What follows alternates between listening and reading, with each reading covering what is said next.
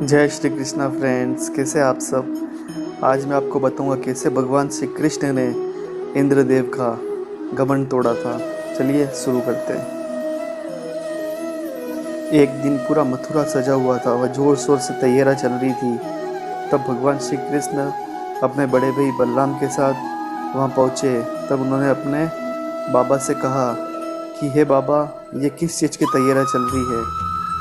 तब उनके बाबा ने कहा, आज के दिन इंद्र की पूजा की जाती है। तब भगवान श्री कृष्ण ने उनके बाबा से कहा, ये इंद्र कौन है। तब उनके बाबा ने बताया, इंद्र देवता है, वह भगवान है, वह वर्षा के देवता है। अगर हम उनकी पूजा सेवा नहीं करेंगे तो वह धरती पर बारिश नहीं करेंगे, उनकी कृपा नहीं बरसेगी।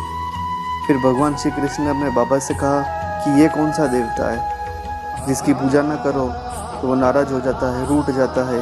ऐसा तो कोई देवता नहीं होता, ऐसा तो कोई भगवान नहीं होता जो रूठा करता है। तब भगवान श्री कृष्ण ने अपने बाबा से कहा कि हमें गोवर्धन पर्वत की पूजा करनी चाहिए, हमें गौ माता की पूजा करनी चाहिए, क्योंकि गोवर्धन पर्वत से हमें अनेक तरह की औषधियाँ, खाद, बीज सब मिलता है और सारी गाय वहाँ चरने जाती है तो वह हमें खाने पीने के लिए देता है। इसलिए हमें गोवर्धन पर्वत की पूजा करनी चाहिए। यह सुनकर सब भगवान श्री कृष्ण की बात से सहमत हो गए और वह सब मिलकर गोवर्धन पर्वत की पूजा करने पहुँचे। जब यह बात इंद्र को पता चली तो वह गुस्से से आग बबूला हो उठा और उसने अपने एक विनाशकारी बादल को बुलाया और उसे कहा कि धरती पर प्रलय मचा दो।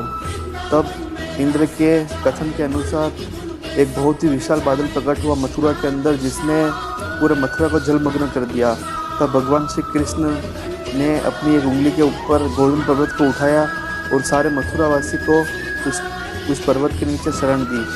तब इंद्र ने उस पर्वत के ऊपर अपनी सारी शक्ति लगा दी, सारी वर्षा कर दी, लेकिन वह डूब नहीं पाया, न उस पर्वत के कुछ फर्क पड़ा, क्योंकि उसको भगवान श्री कृष्ण ने अपनी उंगली पर उठा रखा था।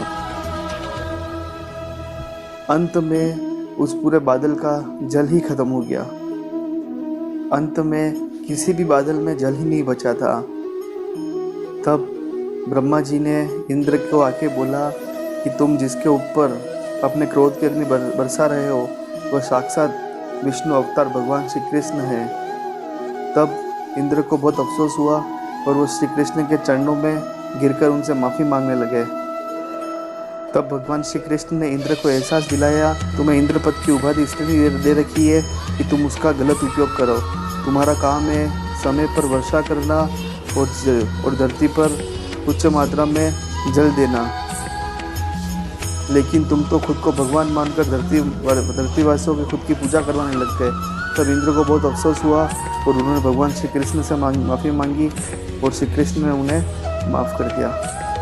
यह थी इंद्र और भगवान श्री कृष्ण की कहानी। अगर वीडियो अच्छी लगी हो तो प्लीज़ लाइक कर दीजिएगा एंड चैनल को सब्सक्राइब कर दीजिएगा। धन्यवाद।